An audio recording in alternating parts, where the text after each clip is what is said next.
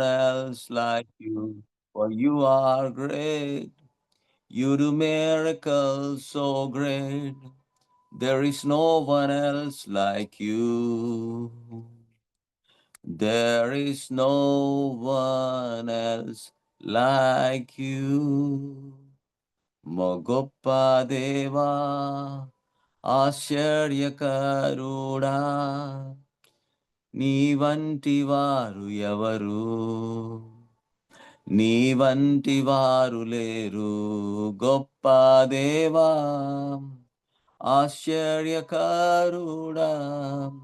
నీ వంటి వారు లేరు నీ వంటి వారు లేరు.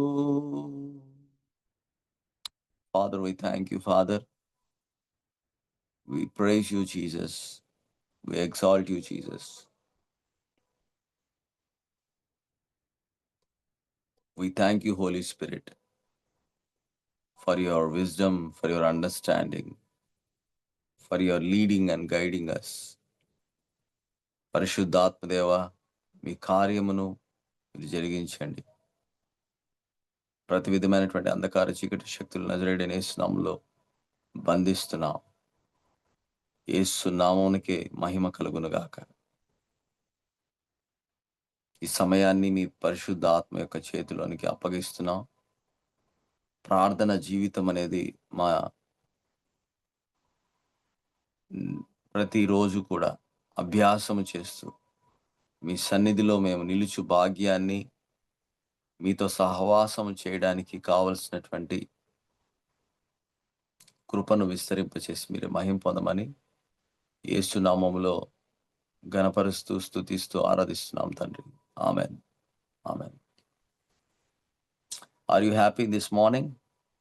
Are you glad to be here in this fellowship?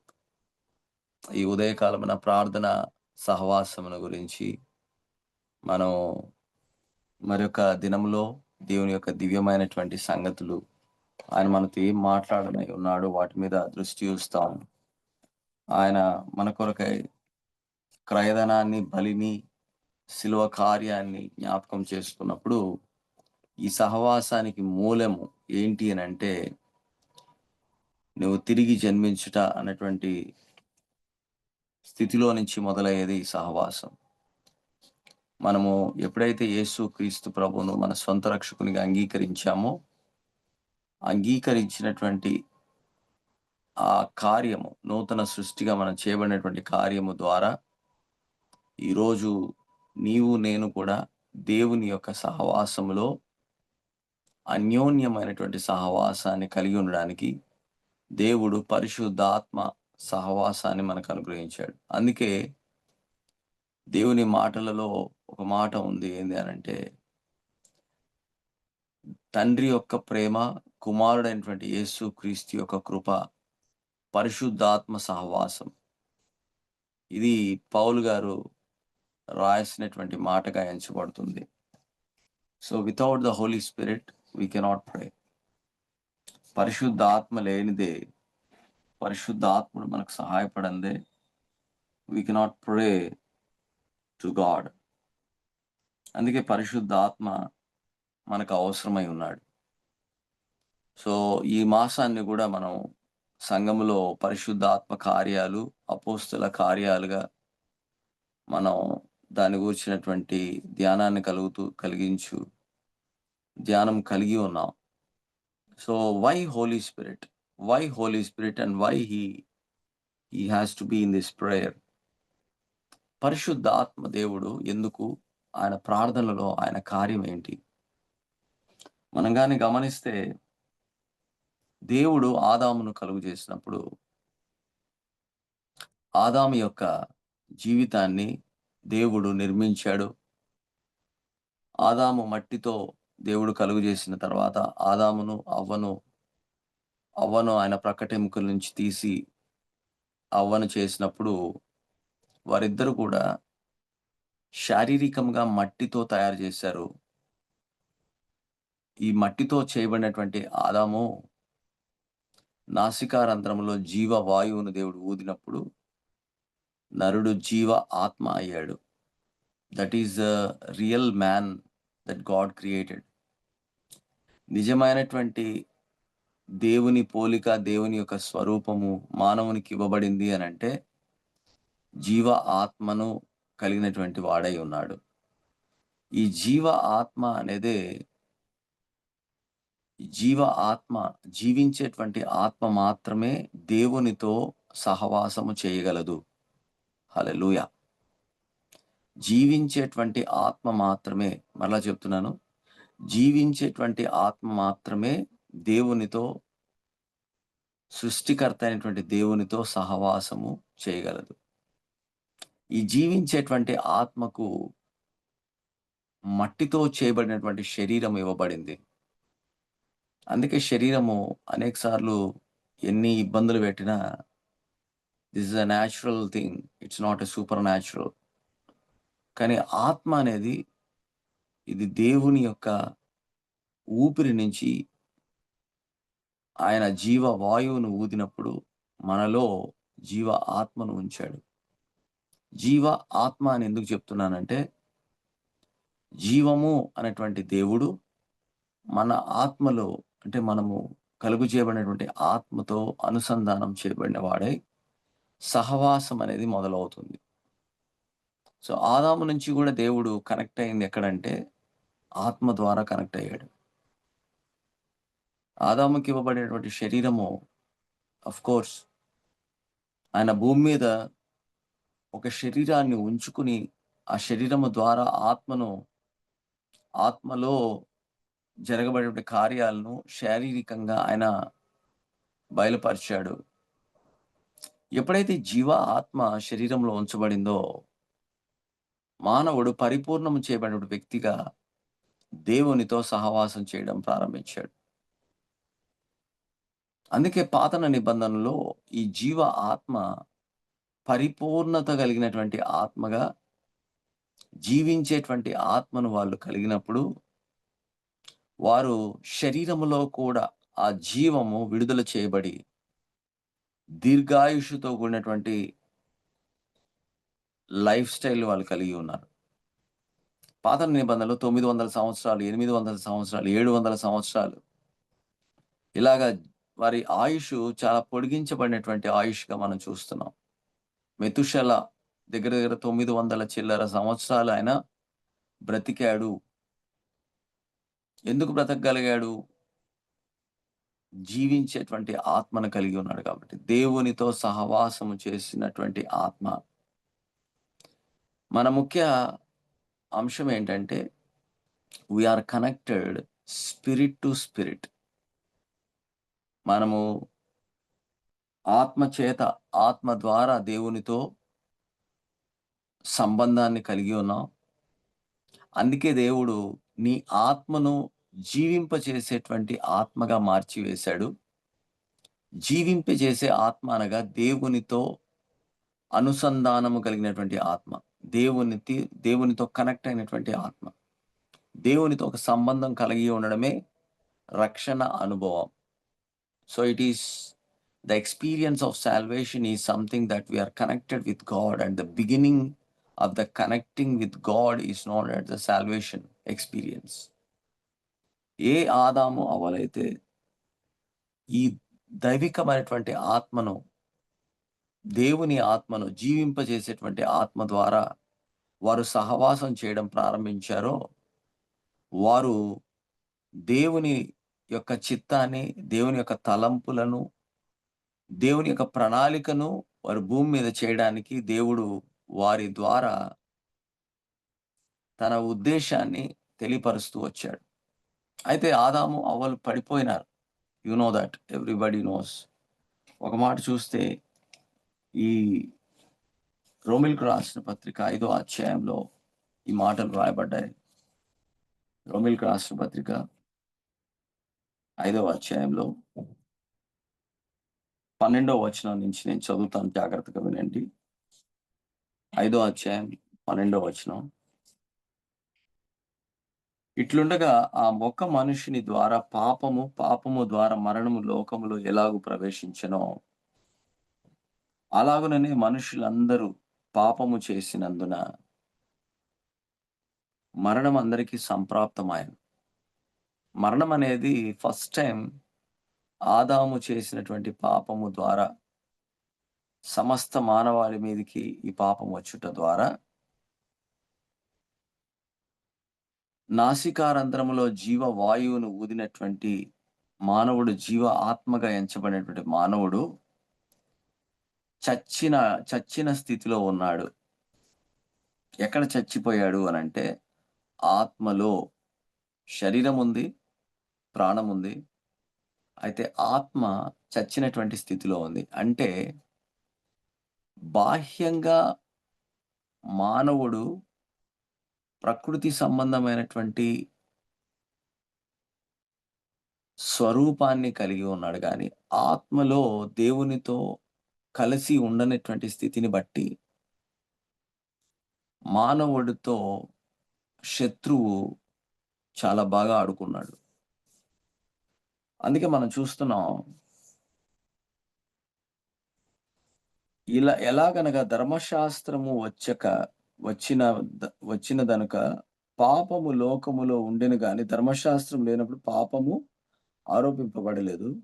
అయినను ఆదాము చేసిన అతిక్రమమును బోలి పాపము చేయని వారి మీద కూడా ఆదాము చేసిన అతిక్రమము అతిక్రమమును బోలి పాపము చేయని వారి మీద కూడా ఆదాము మొదలుకొని మోషే వరకు మరణమేలెను. ఇది ఎంత ఇది ఎంత విచిత్రంగా ఉందండి. ఆదాము పాపం చేశాడు. ఆదాం పాపం చేస్తే, ఆదాము చేసిన అతిక్రమమును బోలి పాపము చేయని వారి పాపమే చేయట్లేదు వాళ్ళు. పాపము చేయని వారి మీద కూడా ఆదాం మొదలుకొని మోషే వరకు మరణమేలెను. గనక పాపం ఏం చేసిందంటే మరణాన్ని తీసుకొచ్చింది. ఈ మరణం ఏంటి అనంటే దేవునితో సంబంధమును తెగిపోయినటువంటి స్థితినే మరణం. దేవునితో తెగిపోయినటువంటి సహవాసము, సంబంధమునే మరణము అంటున్నాం. అందుకే మీ అపరాధముల చేతను, మీ పాపముల చేతను మీరు చచ్చిన వారై ఉండగా, క్రీస్తుతో ఆయన మనల్ని బ్రతికించాడు. సో, ఇది నూతన సృష్టి అనుభవం అన్నమాట.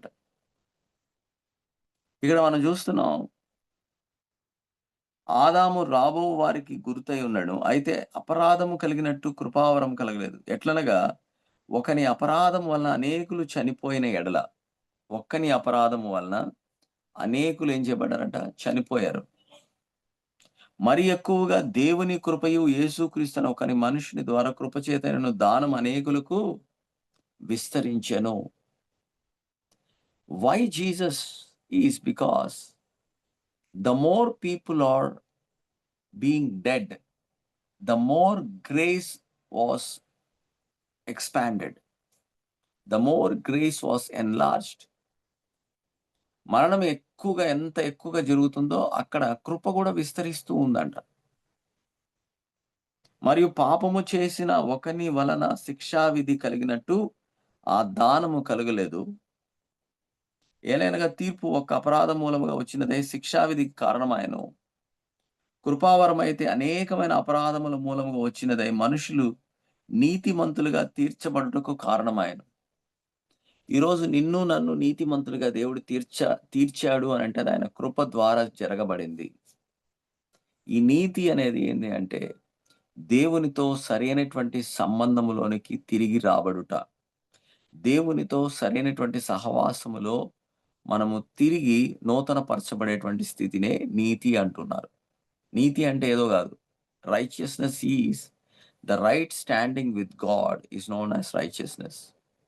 అందుకే నీతిమంతుడు ప్రార్థించినప్పుడు నీతిమంతులు, నీతిమంతులు, నీతిమంతులు, నీతిమంతులు అని సామెతల గ్రంథంలో గాని, ఎక్కడ గాని నీతిమంతుల యొక్క ప్రార్థన అనే మాటను అనేక సార్లు పరిశుద్ధాత్మ దేవుడు రాశాడు. ఎందుకు అంటే, ఆ నీతి మన వలన కలిగింది కాదు గానీ, ఆ నీతి ఆయన కృపను మనకు అందుబాటులో ఉంచడానికి, ఆయన కృప ద్వారా మనం నీతిమంతులుగా తీర్చబడ్డాం. ఇది మన క్రియల వలన కలిగింది కాదు.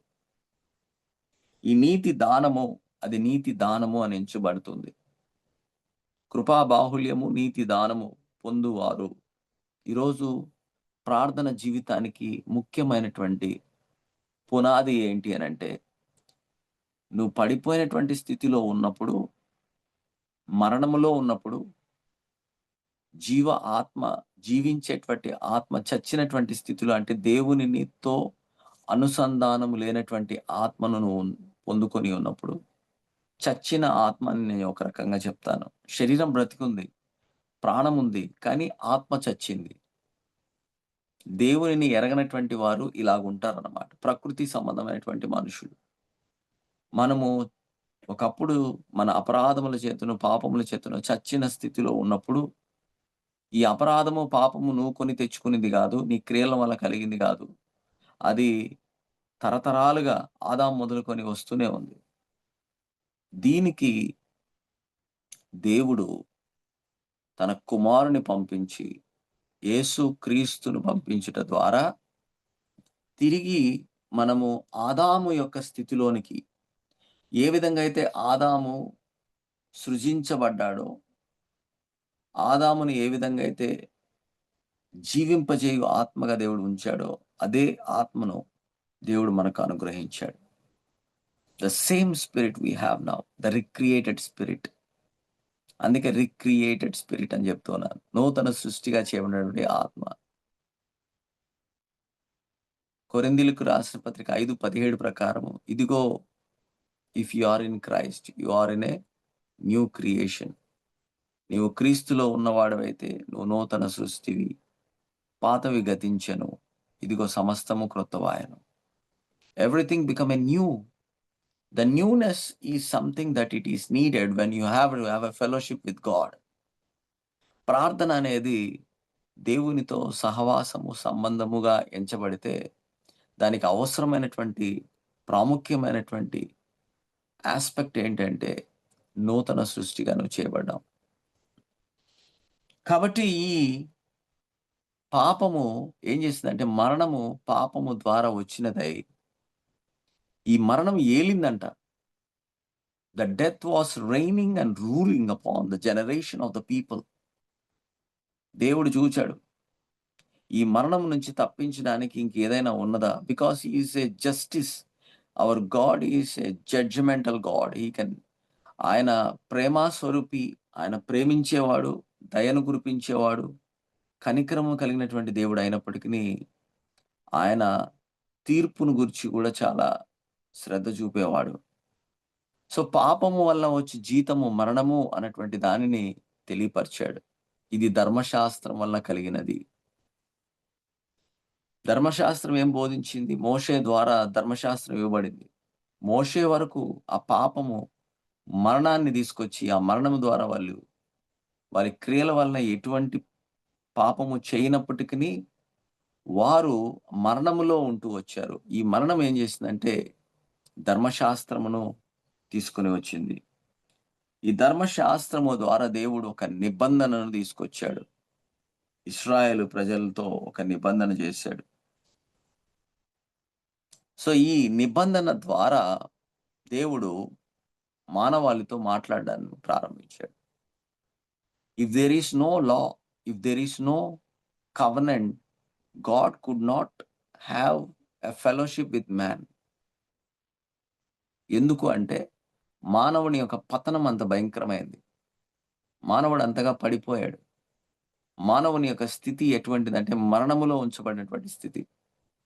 సో, దేవుడు తిరిగి మానవుణ్ణి రెస్టోర్ చేయడానికి ఒక ప్రణాళికను, ఒక ప్లాన్‌ను దేవుడు ఉంచి, ఆ ప్లాన్ ఏంటి అనంటే ధర్మశాస్త్రము ద్వారా మానవునికి పాపం అనగా ఎట్టిదో తెలియపరిచాడు. పాపము ద్వారా ఏం జరగబడుతుందో తెలియపరిచాడు. ఈ పాపం మానవుణ్ణి ఏ విధంగా మరణానికి అప్పగించిందో తెలియపరిచాడు. అందుకే పాపం వల్ల వచ్చే జీతము మరణము. అయితే దేవుని కృపావరం.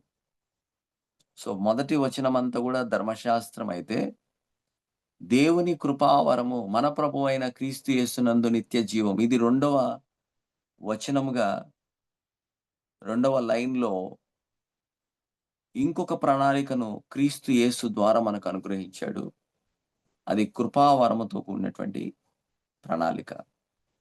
మొదటి ప్రణాళిక అయితే ధర్మశాస్త్రం వలన, పాపము వలన వచ్చు జీతము మరణముగా ఎంచబడితే, దేవుడు మరణానికి అప్పగించువాడు కాడు గాబట్టి, మానవుని రక్షించగోరి, ఆ మరణము నుంచి తప్పించడాని కొరకై, పాపము అనగా ఎరగని తన కుమారుడైన యేసు క్రీస్తు ప్రభువును పంపించుట ద్వారా, మరణములోనికి మనము జీవములోనికి దాటి రావడానికి కొరకై, తన కృపా బాహుల్యతను, నీతి దానమును మనకు అనుగ్రహించుట ద్వారా, ఈ కృప ఆయన శిలువ మరణాన్ని చూపిస్తుంది.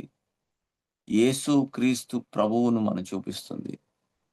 తిరిగి మనం దేవునికి దగ్గరయ్యి ఆయనతో సహవాసం చేయడానికి కృప ఎంతగానో మనకు అవసరమై ఉంది. ఈ కృప ద్వారా నీవు నేను కూడా దేవునికి దగ్గరయ్యాము. సహవాసమును తిరిగి నూతనపరచబడింది అని మనం జాగ్రత్తగా ఎరగగలగాలి. So without the grace we cannot come to God. Because we lost the position to have a fellowship with God. అందుకే ఆయన యేసు క్రీస్తు ప్రభువును పంపించి మనలను రక్షించి శిలువ మరణము ద్వారా, రక్తమును కార్చుట ద్వారా, మనము నీతిమంతులుగా చేయబడుట ద్వారా, విమోచించబడుట ద్వారా, తిరిగి ఆయనతో సహవాసములోనికి రావడానికి కొరకై రక్షణ అన్నటువంటి కార్యాన్ని మన నోటిని, మన హృదయాన్ని పలికి విశ్వసించుట ద్వారా మనం రక్షించబడుతున్నాం. ఈ రక్షణ కార్యము ఏ ఆదామైతే ఆత్మలో చచ్చాడో మరణము ద్వారా, మరణాన్ని కొని తెచ్చుకున్నాడో, దానిలో నుంచి మనం విడిపించబడి, ఈరోజు మనము జీవింపచేయు ఆత్మను పొందుకొని, యేసు యొక్క ఆత్మ అనగా పరిశుద్ధ ఆత్మను మనం అంతరంగములో కలిగి ఉన్నామని నిర్ధారణను మనం కలిగి ఉండడమే మొట్టమొదటి పునాదిగా ఎంచబడుతుంది ప్రార్థన. సో నువ్వు ప్రార్థించేది ప్రకృతి సంబంధమైనటువంటి వ్యక్తిత్వంతో ప్రార్థించట్లేదు గాని, నీ ప్రార్థన సహవాసము పరిశుద్ధాత్మ ద్వారా దేవునితో నువ్వు సహవాసం చేయబడుతున్నావు. ఆయన భూమి మీద నుంచి ఆరోహణమైన పిమ్మట పరిశుద్ధాత్మను మనకు పంపించాడు. పరిశుద్ధాత్మను పంపించాడు. ఈ ఆత్మ ద్వారా నీకును నాకును దేవునితో సహవాసమును కలిగి ఉండడం అనేది ఒక అనుభవ రీతిగా మనం ఆయనను ఎరుగుటము, ఆత్మ ద్వారా దేవుని యొక్క కార్యాలను గూర్చి గ్రహింపును కలిగి ఉండడం, దేవుని యొక్క చిత్తాన్ని తెలుసుకోవడం, వాక్యమైనటువంటి దేవునిని, సత్యాన్ని మనకు బోధించుటలో, సర్వసత్యంలోనికి నడిపించుటలో పరిశుద్ధాత్మ దేవుడు ఎంతగానో అవసరమై ఉన్నాడు. The format of God that we need now is the Holy Spirit. ఏ ఆత్మ అయితే యేసు క్రీస్తు ప్రభువును మరణములో నుంచి లేపాడో, అదే ఆత్మను నీవు నేను కలిగి ఉన్నాం. పునరుత్థానముతో యేసు క్రీస్తు ప్రభువు తిరిగి లేపబడుట, జీవింపచేయుట, మరణములో నుంచి జీవములోనికి నడిపించబడినటువంటి అదే ఆత్మ నీలో నాలో నివసించడానికి ఒక వాగ్దానముగా పంపించబడ్డాడు. ఈ వాగ్దానము ద్వారానే మనం ప్రార్థన ప్రారంభించబడింది. దేవునితో అబ్బా తండ్రి అని పిలవడానికి కలిగినటువంటి యోగ్యత, అర్హత కృప ద్వారా మనం పొందుకొని, పరిశుద్ధాత్మ దేవుని యొక్క సహవాసము, సహాయము ద్వారా దేవునితో మనం సహవాసం చేస్తూ ఉన్నాం. సో అది దేవుని యొక్క అల్టిమేట్ ప్లాన్. దేవుని యొక్క ప్రణాళికలో ఉన్నటువంటి గొప్ప విషయం ఏంటంటే, ఆయనతో మనం సహవాసము చేయుట. దేవునితో నీవు సహవాసం చేస్తూ ఉన్నావు. So you are fellowshipping with God. You are fellowshipping with God. You are not somebody, but you are fellowshipping with God the Father, God the Father, God the Son, God the Holy Spirit. You are fellowshipping with the triune God, the oneness త్రిత్వములో ఏకత్వము కలిగినటువంటి దేవునితోను సహవాసం చేస్తున్నావు. పరిశుద్ధ ఆత్మ దేవునితోను సహవాసం చేస్తున్నావంటే, యేసు యొక్క ఆత్మతో సహవాసం చేస్తున్నావు. దేవుడు మనకు ఆత్మ ద్వారా అనుసంధానం కలిగి ఉన్నాడు కాబట్టి, ఆత్మ సహాయము ద్వారా నీకును మనకును అబ్బా! తండ్రి, నాయనా అని మొరపెట్టే ఆత్మను మనం కలిగి ఉన్నాం కాబట్టి, ఈరోజు ప్రార్థన కొరకై నువ్వొచ్చినప్పుడు you recognise that you are the child of God. నువ్వు దేవుని బిడ్డగా, దేవుని కుమారుడిగా ఎంచబడ్డావు అన్నటువంటి నిర్ధారణ, నిశ్చయతను పొందుకొని తండ్రి దగ్గరకొచ్చి మొరపెట్టేవాడుగా ఎంచబడుతూ ఉన్నావు. అందుకే యోహాను సువార్త 1:12లో రాయబడింది. ఎందరైతే ఆయన్ని అంగీకరించుదురో అనగా ఆయన నామమందు విశ్వాసం ఉంచిన వారికి దేవుని పిల్లలగుటకు ఆయన అధికారమునిచ్చాడు. అయితే రోమీయులకు రాసిన పత్రిక 8:14 ప్రకారము దేవుని ఆత్మ చేత ఎందరైతే నడిపించబడుదురో వారందరూ కూడా దేవుని కుమారులై ఉంటారు. సో, దీనికి కావాల్సింది ఏంటి అనంటే, మనము ఆత్మ చేత నడిపించబడడము అనేదే సహవాసం. సహవాసము, ప్రార్థన సహవాసం అంటే ఏంటి అంటే, ప్రార్థన కూడా ఆత్మ చేత నడిపించబడే దానిగా ఉండాలి. గనుక పరిశుద్ధాత్మ దేవుడు ఇందుకు గాను మనకు సహాయపడుతూ ఉన్నాడు. ప్రార్థనలో ప్రార్థన ఏ విధంగా చెయ్యాలి? ఏ విధంగా తండ్రి యొద్దకు రావాలి? ఏ విధంగా దేవునితో మాట్లాడాలి? ఏ విధంగా దేవుని గూర్చినటువంటి సత్యాన్ని మనం తెలుసుకోవాలి? వీటన్నిటికీ మూలమేంటంటే పరిశుద్ధాత్మ అనే వ్యక్తి. ఆ వ్యక్తి ఎక్కడున్నాడు అనంటే మనలో ఉన్నాడు. చూడండి యోహాను సువార్త 14, 17 వచనంలో ఈ విధంగా రాయబడింది. 14, 17 లోకం ఆయన చూడదు. లోకమంట ఆయనను చూడదు. ఆయనను ఎరుగదు గనక ఆయనను పొందనేరదు. లోకంలో ఉన్న వారికి పరిశుద్ధాత్మ దేవుడంటే ఎవరో తెలీదు. ఎందుకంటే ఆయన చూడలేదు. ఆయన ఎరగదు. మీరు ఆయనను ఎరుగుదురు. ఆయన మీతో కూడా నివసించును. ఇప్పుడెక్కడున్నాడంటే మీలో ఉండును. హల్లెలూయా! హల్లెలూయా! హల్లెలూయా! లోకము తెలుసుకొనని, లోకము ఎరుగని, అందుకే లోకము పొందుకోలేకుండా దేవుడు ఆ ఆత్మను మనలో, మనతో కూడా నివసించే ఆత్మై ఉన్నాడు. What a glorious promise today for you. ఈ వాగ్దానం ఏంటంటే, నీతో కూడా ఉన్నటువంటి పరిశుద్ధాత్మ దేవుడు. నీలో ఉన్నటువంటి పరిశుద్ధాత్మ దేవుడు. ఆయన ఎటువంటి వాడు అని మనం గమనిస్తే మత్తయి సువార్త 28, 19 మత్తయి సువార్త 28, 19 వచనంలో మనం చూస్తే, తండ్రి యొక్కయు, కుమారుని యొక్కయు, పరిశుద్ధాత్మ యొక్కయు నామములో ఇదేంటండి? తండ్రి యొక్కయు, కుమారుని యొక్కయు, పరిశుద్ధాత్మ యొక్కయు నామములో ఒక ఒక మాట ఇలా రాయొచ్చు కదా! తండ్రి నామములో, కుమారుని నామములో, పరిశుద్ధాత్మ నామములో అని చెప్పొచ్చు గదా! అలా ఎందుకు చెప్పలేదు? ఎప్పుడైనా ఆలోచించారా? తండ్రి యొక్కయు, కుమారుని యొక్కయు, పరిశుద్ధాత్మ యొక్కయు నామములోనికి. అంటే వీరు ముగ్గురు ఒకటే. ఒకే నామాన్ని కలిగి ఉన్నారు. నామము ఒకటే. దేవుడు ఒక్కడే. అందుకే ఆయన ఒక్కడై ఉన్నటువంటి దేవునిలో బాప్తిస్మమును పొందుకుంటున్నాం. కానీ ఇప్పుడు మనకు అందుబాటులో ఉన్నటువంటి వ్యక్తి ఎవరు? ఆ దేవుడెవరు అంటే, మనలో ఉన్నటువంటి, మనకు తోడై ఉన్నటువంటి, మనలో ఉన్నటువంటి పరిశుద్ధాత్మ దేవుడు. అందుకే నేను పరిశుద్ధాత్మను మీకు పరిచయం చేయాలనుకుంటున్నాను. ఈ ప్రార్థన సహవాసానికి పరిశుద్ధాత్మ దేవుడు ఎంతగానో అవసరమై ఉన్నాడు. Without the Holy Spirit we cannot pray. Without the helping of the Holy Spirit, పరిశుద్ధాత్మ సహాయం లేనిది మనం ప్రార్థన చేయలేం.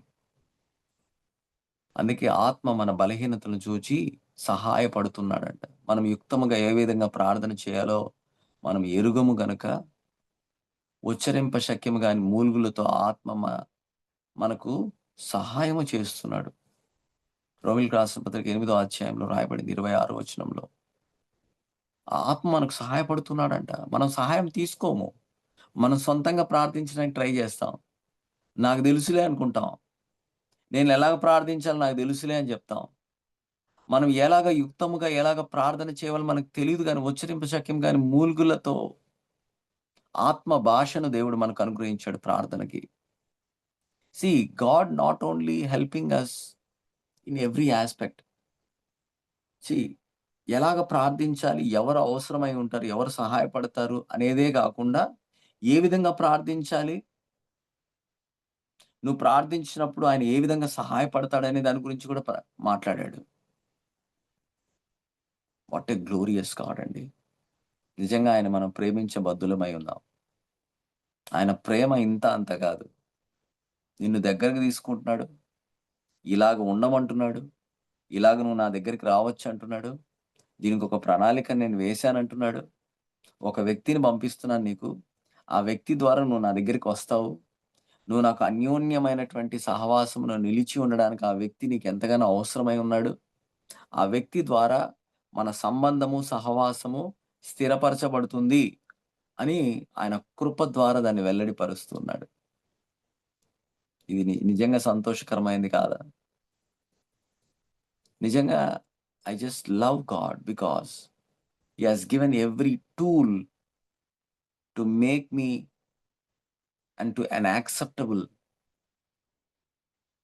and to have a relationship and a fellowship with him which is so strong because of the Holy Ghost. సదాకాలం మనలో ఉన్నటువంటి పరిశుద్ధాత్మ దేవుడు. ఆయన ఏం చేస్తాడు? యోహాను సువార్త 14:26 వచనంలో మనం చూస్తే, యోహాను సువార్త 14:26 వచనం. ఆదరణకర్త, ఈయన ఆదరించేవాడు. ఆదరణ ఎప్పుడు కలగాలి? ఆదరణ ఎప్పుడు కావాలి? మన పరిస్థితిలో నేను ఓడిపోయాను. నేను నిరాశలో ఉన్నాను. నిస్పృహలో ఉన్నాను. ఓటమి ద్వారా నేను బలహీనపరచబడ్డాను అని మనసులో తలంపులు ఎక్కువగా అయినప్పుడు మనం చాలా దుఃఖించు వారంగా ఉంటాం. We are not up to the mark అన్నప్పుడు మనలో కలవరం మొదలవుతుంది. దేవుని ప్రణాళికలో మనం లేము కాబట్టి మరణానికి పాత్రులమై ఉన్నామేమో. మన పాపమును బట్టి చాలా సార్లు మనము మరణంలోనికి వెళ్ళాము. ఈ మరణంలో మనము ఉంచబడుతూ వచ్చాం. మరణము ద్వారా అనేకమైనటువంటి మరణ ఛాయలో మనం ఉంటున్నామని మనం ఎరగగలుగుతూ ఉన్నప్పుడు see the only hope is that the comforter is comforting us. పరిశుద్ధ ఆత్మ ద్వారా మనం ఏం చేయబడుతున్నామంటే ఆదరించబడుతున్నాం. ఆయన ఏం చేస్తాడంటే, నా నామమున పంపబోవు పరిశుద్ధ ఆత్మ సమస్తమును. ఇప్పుడు ఎవరు పరిశుద్ధ ఆత్మ? యేసు నామముతో కూడినటువంటి ఆత్మ.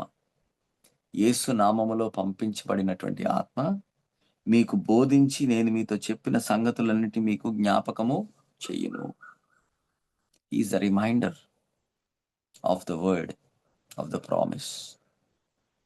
ఈరోజు ప్రార్థనలో వాక్యమును జ్ఞాపకము చేసుకోకుండా, మీరు జ్ఞాపకము చేసుకోకుండా ప్రార్థనలోనికి వెళ్ళకూడదు. ఎందుకంటే పరిశుద్ధ ఆత్మ దేవుడు మనకు సహాయపడుతున్నాడు. He is helping us bring remembrance of the teaching of Lord Jesus Christ. యేసు ప్రభు బోధించినటువంటి బోధను పరిశుద్ధాత్మ దేవుడు మన జ్ఞాపకం. ఈరోజు అయ్యో నేను ఆ ఉపమానాలు వినలేదే, యేసు ప్రభు ఆ 5,000 మందికి చెప్పినటువంటి బోధన నేను వినలేదే అని అనుకుంటే, పరిశుద్ధాత్మ దేవుడు నీకు ఇప్పుడు చెప్పేటువంటి, దేవుడు నీతో ఇప్పుడు ఏం మాట్లాడుతున్నాడు అన్నటువంటి సత్యాన్ని ఆయన నీకు బోధిస్తాడంట. నీకు దానిని గూర్చినటువంటి జ్ఞాపకాన్ని తెలియపరుస్తాడు. సో మన జ్ఞాపక శక్తి ఎక్కడుందంటే పరిశుద్ధ ఆత్మదేవుడు.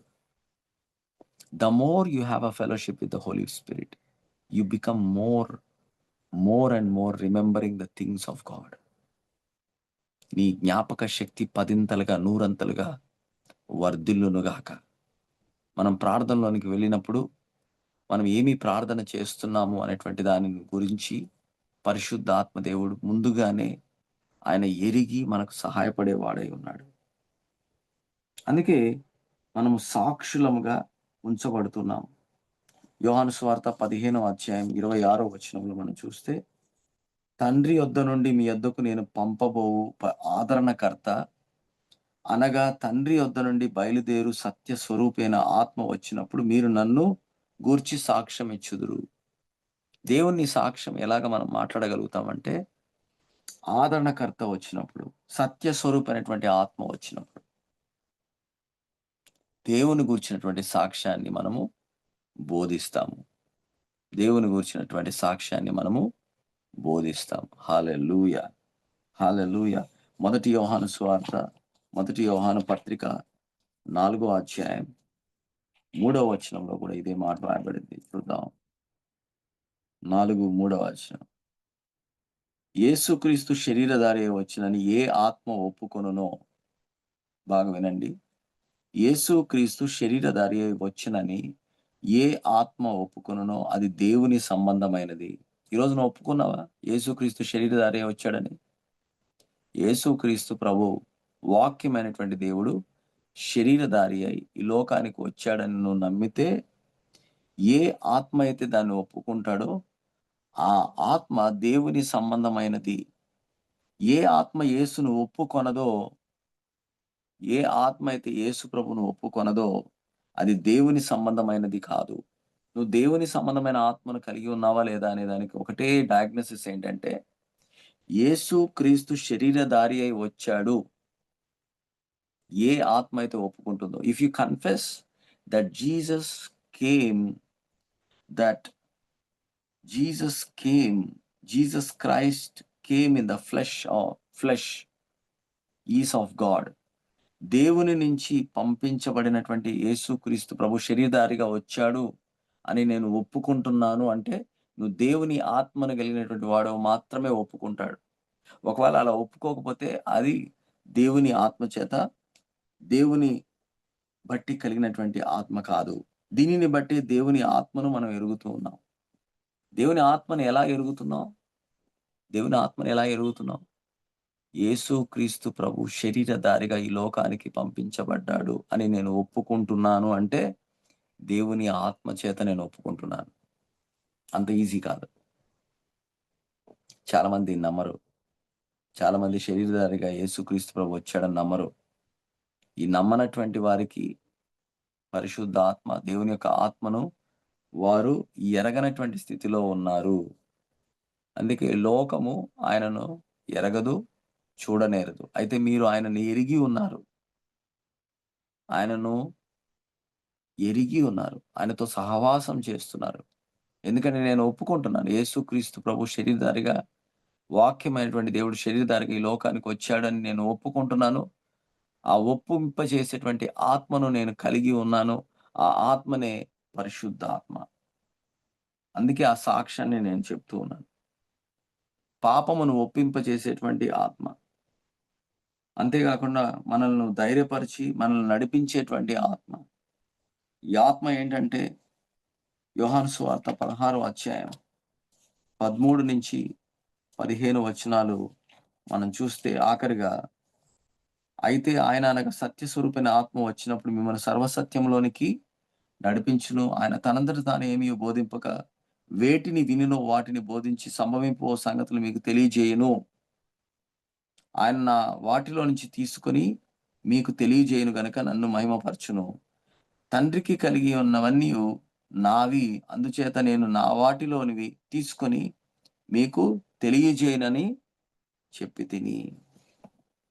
సో తండ్రి దగ్గర నుంచి తీసుకున్నవన్నీ యేసు ప్రభువు అయితే, ఆ యేసు ప్రభువు అన్నీ కూడా ఆత్మదేవుడు మనకు బయలుపరుస్తున్నాడు.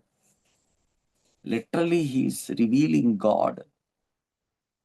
దేవునిని మనకు చూపించేటువంటి ఆత్మ. దేవునిని మనకి చూపించేటువంటి ఆత్మ. ఈ ఆత్మను మనం కలిగి ఉండి ప్రార్థనలోనికి మనం వెళ్తూ ఉన్నాం. ఒక కొన్ని నిమిషాలు ప్రార్థనలో మనము దేవుని యొక్క ఆత్మ చేత చెప్పబడినటువంటి వాక్యము ఉద్దేశించి నేను ఆ ఆత్మను పొందుకొని ఉన్నాను. ఆ ఆత్మను కలిగినటువంటి వాడనిగా ప్రార్థనలోనికి ప్రవేశిస్తున్నాను. యేసయ్యా నీకు వందనాలు. Thank you Lord Jesus. అందరి కళ్ళు మూసుకుందాం. Thank you Lord Jesus. హల్లెలూయా. అయ్యా, ఈ ఉపవాస దినాన్ని మీ ఆత్మ కొరకై మేము కేటాయిస్తున్నాం. మీ ఆత్మ పరిచర్య కొరకై మేము వేచి ఉన్నాం, కనిపెడుతున్నాం. కృపా బాహుళ్యము ద్వారా ఆ శిలువ మరణాన్ని సమాధి చేసి తిరిగి మూడవ దినమున లేపబడినటువంటి వాడవుగా మీ యందు మేము విశ్వసించు వారముగా మీకు వేలాది వేల కృతజ్ఞతాస్తుతులు చెల్లిస్తున్నాం. మీ మీద నమ్మిక ఉంచి ఉన్నాం. మీ ఆత్మ యొక్క సహాయమును పొందుకుంటున్నాం. ఆదరణకర్తగా సత్యస్వరూపమైనటువంటి ఆత్మ వచ్చినప్పుడు మిమ్మలను సర్వసత్యంలోనికి నడిపిస్తాడని చెప్పినటువంటి మాటను బట్టి మీకు వందనాలు. ఈ ఉదయకాలం నాయన కూడి వచ్చిన ప్రతి బిడ్డలో మీ లోతైనటువంటి మీ మాటలను, మీ ప్రత్యక్షతను బయలుపరిచినందుకే వందనములు. ఈ దినమంతటికి కావలసిన ధ్యానమును వారి హృదయాల్లో ఉంచండి. మీ సన్నిధితో, మీ అభిషేకంతో నింపమని ప్రార్థిస్తున్నాను. ప్రతి వారు కూడా క్షేమాభివృద్ధిలో ఉంచబడలాగా ప్రార్థిస్తున్నాను. ప్రతి వారు మీ ఎడల ఒక వాంఛను, మీతో సహవాసము చేయడం అనేటువంటి వాంఛ, ఆశను కలిగి ఉన్నవారుగా, ఆకలి దప్పులు కలిగినటువంటి వారుగా మార్చమని అడుగుచున్నాను. యేసు నామములో తండ్రి, మేము ఏమి అడిగినను మీరు చేస్తానని చెప్పిన దేవుడు. తండ్రి, ఏ అవసరతలు అక్కర్లున్నాయని మీకు ముందుగా తెలియను కనుక ప్రభువా,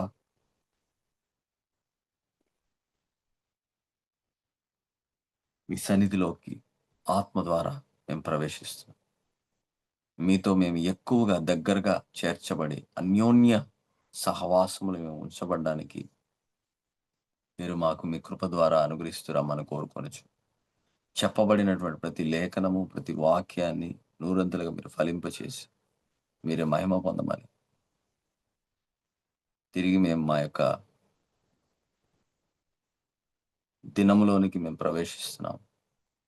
శత్రువు చేత మేము మోసగించబడుకున్నట్లు మీ భద్రతను, మీ కాపుదలను, మీ క్షేమాన్ని అనుగ్రహించి మీకే మహిమ, ఘనత, ప్రభావం చెల్లించుకుంటూ యేసు అతి పరిశుద్ధమైన నామములో స్తుతించి గణపరిచి అడిగి పొంది ఉన్నాము తండ్రి. ఆమెన్. ఆమెన్. దేవుని యొక్క కృప ద్వారా చెప్పబడినటువంటి వాక్యము పరిశుద్ధ ఆత్మ సహాయం ద్వారా బోధించబడిందని నేను నమ్ముతున్నాను. విన్నటువంటి వాక్యములో మిమ్మల్ని మీరు కట్టుకోవాలని నేను ఎంతగానో కోరుచున్నాను. ఈ 40 దినాలు ఉపవాస ప్రార్థన అయిన తర్వాత మీరు ఆత్మీయంగా నూతనపరచబడిన వారుగా మరి లోతైనటువంటి అనుభవాన్ని దేవునితో సహవాసములో నిలిచి ఉండునట్లుగా, ఆ విధంగా ఆత్మీయంగా మీరు వర్ధిల్లింపజేసేటువంటి వాడవైన దేవుని వైపు మీరు చూడాలని నేను ఎంతగానో కోరుచున్నాను. So it's going to be an amazing day once again. So మనం తిరిగి రేపు ఉదయకాలం 5 గంటలకు మనం కూడి వస్తాం. సో వచ్చినటువంటి వారందరిని బట్టి వందనాలు. Himabindu sister, Chandrakala sister, Dinakar, Prashanth brother, పాస్టమ్మ, ఎలిజబెత్ రాణి గారు, అలాగా Sumalini sister, John, so doctor Vijaya garu, కెరీన్ సిస్టర్, కరణ్, ఇంకా జూమ్ యూజర్ అని ఎవరు వచ్చారు. సో మీరందరిని బట్టి నేను ఎంతగానో దేవునికి కృతజ్ఞతాస్తుతులు చెల్లిస్తున్నాను. So be consistent in joining this prayer, early morning prayers. నేను చెప్తున్నాను, after 40 days your life will not be the same. మీ జీవితం ఇలా ఉండదు. Avani, like Vishwanath brother, Sujathamma. So there are many people. మీరు ప్రోత్సహించండి మార్నింగ్ ప్రేయర్స్లో వారు జాయిన్ అవ్వడానికి. Let us say to them, మీరు జాయిన్ అయ్యారా అనే ప్రశ్నను వేయండి. ఎందుకంటే దేవుడు నాకు బోధించేటువంటి ఈ పరిశుద్ధ ఆత్మ యొక్క మర్మాలు అందరికీ కూడా అది వినిపించబడి అందరూ ఆశీర్వదించబడి దీవించబడులాగానే నేను ఎంతగానో కోరుచున్నాను. సో, ఇంకెవరైనా మీరు క్రొత్త వారిని కూడా జాయిన్ చేయొచ్చు. You can send the link. So, దేవుని గురించి తెలుసుకోవాలి, దేవునితో ఎలాగ సహవాసం చేయాలి అనేటువంటి ఆశ కలిగినటువంటి వారందరూ కూడా మీరు ఈ ఎర్లీ మార్నింగ్ ఫాస్టింగ్ ప్రేయర్ అవర్‌కి వారిని ఆహ్వానించమని కోరుచున్నాను. దేవుడు మిమ్మల్ని, మీ కుటుంబాలను ఆశీర్వదించి దీవించును గాక. We are going to close this for today. Tomorrow morning 5:00 మనం తిరిగి కలుసుకోబోతున్నాం. అంతవరకు బాయ్.